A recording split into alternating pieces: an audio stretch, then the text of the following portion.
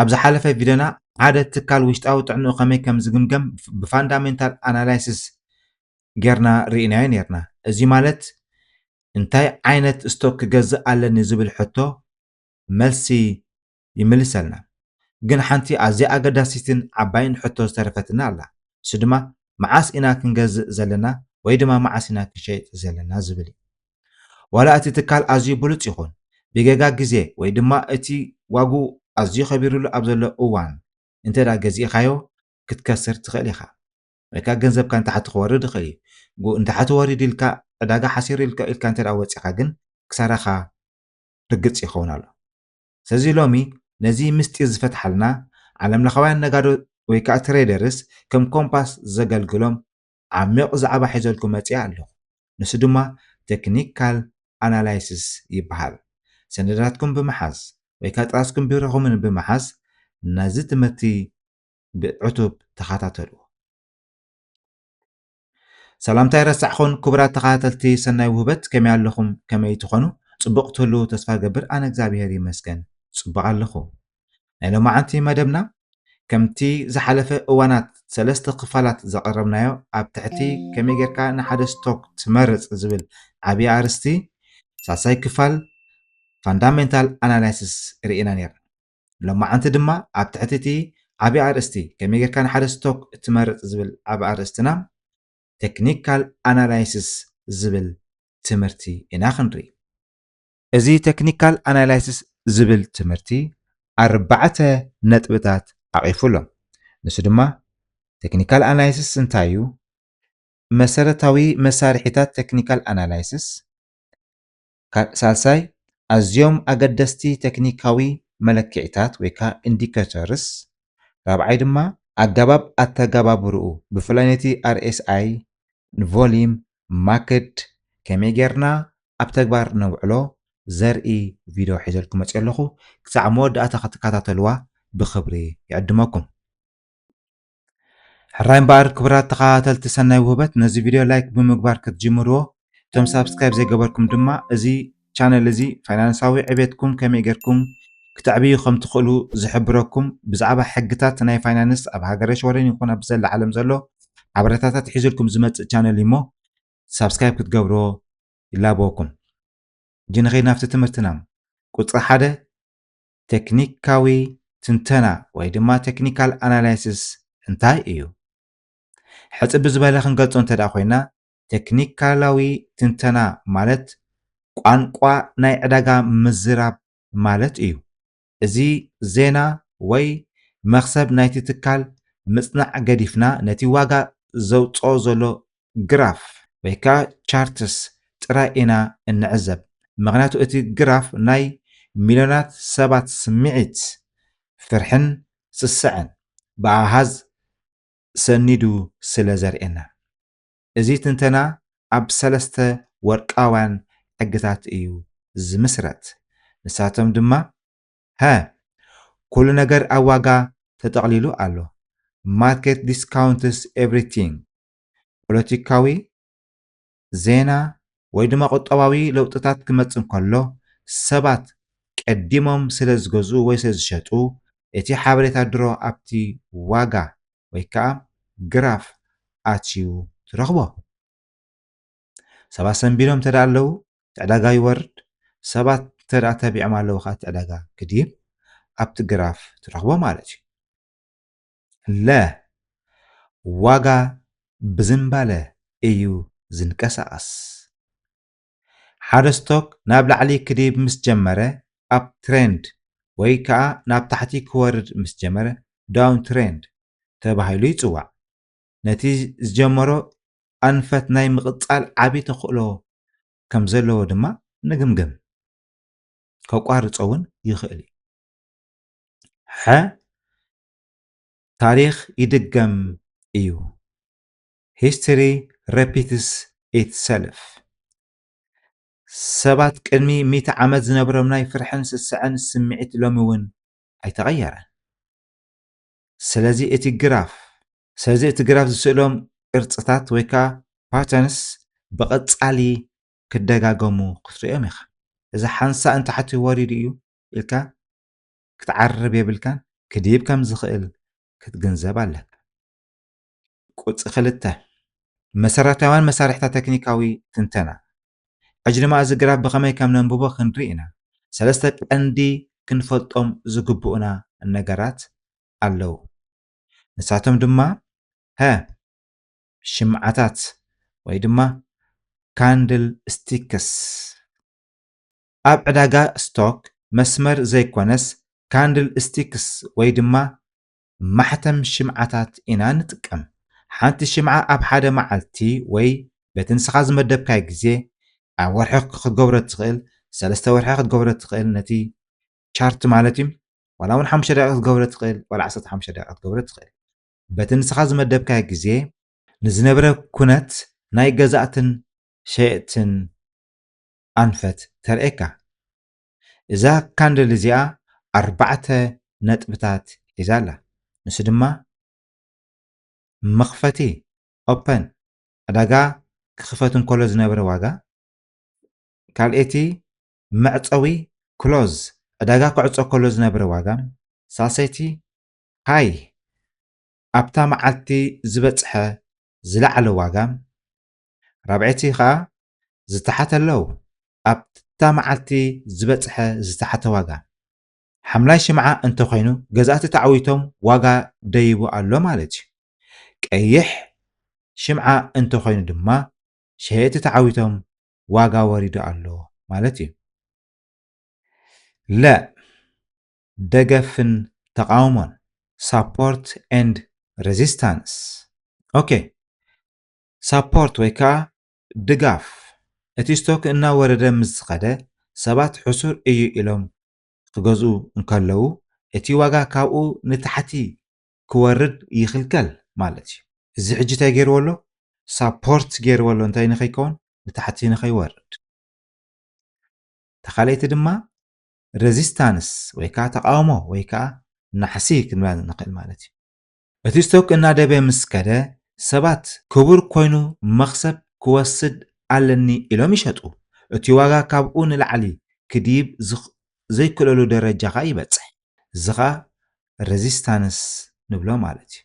ሓደ ስቶክ ነዚ ናሕሲ ሰይርዎ ብሬክ ኣውት ገይሩ ንላዕሊ እንተ ደኣ ወፂኡ ዓብይ መኽሰብ ክርከቦ ይኽእል እዩ።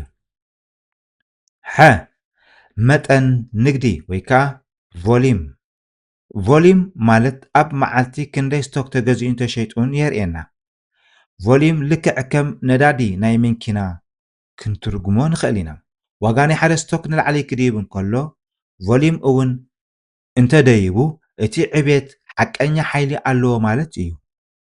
ግና ዋጋ እናደየበ ቮሊም ዝወርድ እንተኮይኑ እቲ መኪና ነዳዲ ይውድእ ኣሎ ማለት ስለ ዝኾነ ቀልጢፉ ክወድቕ ይኽእል እዩ። መኪና እንዳኸድካ ከለኻ ቀይሕ መብራህቲ ትብላዓል ካላ ነዳዲ ይውድእ ኣሎ ዝብል ምልክት ትበካ ኣላ፣ ንስኻ ግን ትሕንበብ ኣለኻ ሕጂ ቮሊም የብላን ማለት እዩ። መኪናኻ ትኸይድ ኣለኻ ነዳዲ ግን ይውድኣካ ኣሎ ትምኸድ ይኸይድ ኣሎ። ኣብ ተወሰነ ቀልጢፍካ ግን ጠጠው ክትብል ኢኻ። ስለዚ ልክዕ ከምኡ ማለት እዩ ዝኸ እቲ ቮሊም። እሺ ሳልሰይቲ ነጥቢ ኣዝዮም ኣገደስቲ ቴክኒካዊ መለክዒታት ወይ ከዓ ኢንዲኬተርስ። እዚ ተኣዝዩ ኣገዳሲ ቴክኒካዊ መሳርሒ ናይ ሓደ ኣብ ሓደ ቻርት ክንሪኦ ዘለና ነጥቢ ስለ ዝኾነ ነዚ ዝገደፍኩም ገዲፍኩም ብስነ ስርዓት ኮፍ ኢልኩም ክትከታተልዎ ይምዕደኩም። ኦኬ ነዚ ግራፍ ብዓይንና ጣይ ክንሪኦ ሓደ ሓደ ግዜ የታለና እዩ። ስለዚ ኣብ ስነ ሓሳብ ዝተመርኮሰ መለክዒታት ወይ ከዓ ኢንዲኬተርስ ክንውከል ይግባአና ወይ ከዓ ኣብ ስነ ሓሳብ ዝተመርኮሰ ኢንዲኬተርስ ክንጥቀም ይግባአና። እቶም ቀንዲ ሰለስተ እዚኦም እዮም። ማእከላይ ገምጋም ሙቪን ኣቨሬጅ ነቲ ኣብ ነፍሲ ወከፍ መዓልቲ ዝግበር ናይ ዋጋ ላዕልን ታሕትን ምውራድን ምድያብን ኣልሚፁ እቲ ሓፈሻዊ ኣንፈት ናበይ ይኸይድ ከም ዘሎ ዘርኢ መስመር እዩ። መብዛሕትኦም ነጋዶ ናይ 50 መዓልታት ወይ ድማ ናይ 200 መዓልታት ሙቪን ኣቨሬጅ ይጥቀሙ። እዚ ሙቪን ኣቨሬጅ ብምንታይ ብኤምኤ ዝብል ሲምቦል ዝፍለጥ እቲ ናይ 50 መዓልቲ ነቲ ናይ 200 መዓልቲ ቆሪፅዎ ናብ ላዕሊ እንተወፂኡ ጎልደን ክሮስ ይበሃል። ኣብዚ እዋን እዚ ዓብይ ናይ ዕብየት ምልክት የርእየና ኣሎ ማለት እዩ። ለ ኣንጻራዊ ሓይሊ ወይ ከዓ ሬላቲቭ ስትሬንግዝ ኢንዴክስ RSI ከዓ ይፍለጥ እዚ ካብ 0 ክሳብ 100 ዝዕቅን ሜተር እዩ።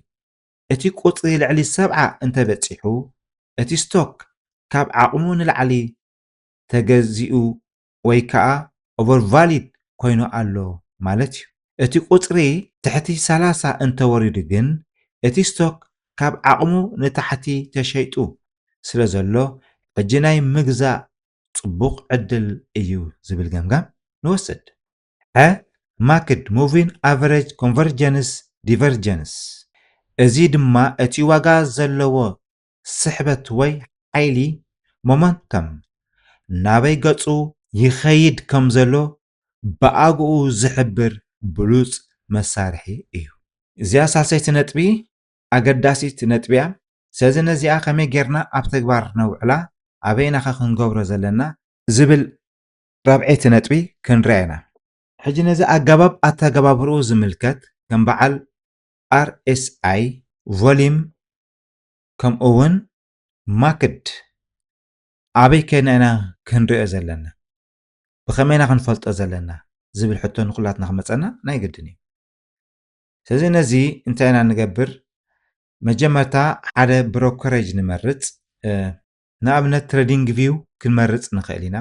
ብዙሓት ኣማራፂታት ኣለውና እዮም ነዚኣቶም ክንረኽበሎም እንኽእል መተግበሪታት ብሮከሬጅ ኣለዉ እዮም ዋላ ኣፕሊኬሽናት እውን ኣለዉ ከም በዓል ዊቡል ሮቢንሁድ ፊደሊቲ ኢንተራክቲቭ ብሮከርስ TD ኣሜሪክ ወይ ድማ ንክሪፕቶ ከም በዓል ባይናንስ እውን ኣለውና እዮም መተግበሪ ኣፕሊኬሽን ማለት እዩ። ጅንሎ ማዓንቲ ግን ኣነ መታን እቲ ኣብነት ፅፈት ዘለዎ ክኾነልና ንሓንቲ ኣብነት ክንወስድ ኢና። ንሳ ድማ ንትሬዲንግ ቪው ኢና ክንወስድ። ኣብ ትሬዲንግ ቪው ምስ ከድና ወይ ኣብቲ ኣፕሊኬሽን ክኾን ንኽእል ወይ ከዓ ኣብቲ ትሬዲንግ ቪው .com ዝብል ንኸይድ ኣብኡ ምስ ኣተና ነቲ ደሊናዮ ዘለና ስቶክ ንመርፅ። ነቲ ደሊናዮ ዘለና ስቶክ ምስ መረፅና ሽዑ ኣብቲ ሰርች ቦቶም እንታይ ኢና ክንፈልጥ ደሊና ዘለና ብዛዕባ እቲ ደሊናዮ ዘለና ስቶክ RSI ዲና ደሊና ኣብኡ RSI ኢና ንፅሕፍ ቀሊል እዩ ሳይ ኣይኮነን። ማክድ ዲና ደሊና ዘለና ኣብኡ ማክድ ኢና ንፅሕፍ ቮሊም ዲና ዘለና ኣብኡ ቮሊም ኢና ንፅሕፍ ሲምፕሊ ከምፀልና ይኽእል እዩ። ስለዚ በዚ ከምዚ ነቲ ክንዕድጎ ደሊና ዘለና ስቶክ ፋንዳሜንታል ኣናላይስ ጌርና ቴክኒካል ኣናላይስ ጌርና ንገዝእ።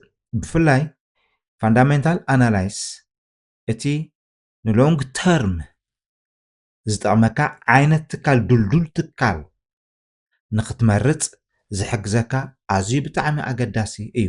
ነቶም ፍርሒ ዘለና ድዩ ወይ ቀስ እናበልና ገንዘብና በብግዚኡ ከነውፍር እንደሊ ሰባት ፋንዳሜንታል ኣናላይሲስ መፅናዕቲ ብምግባር እቲ ብቕዓት ናይቲ ትካል ንመዝኖ ማለት እዩ።